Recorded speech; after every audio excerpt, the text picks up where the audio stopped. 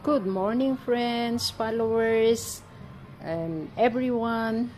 So this is my mother, my nanay. She's already 90 years and a half. So she's still cooking. So ayan, hinihimay niya yung grilled tilapia para ilalahok niya dito sa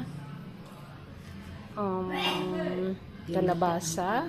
Ano, Nay? Ginataang kalabasa. Ayan, ginataang kalabasa. So, ito yung kalabasa. Tapos, sitaw. Of course, ito yung garlic and onion. At saka, ito yung kokomama gata. So, yan yung niluluto niya. I will show you the finished product. Thanks for watching. Have a nice Monday, everyone.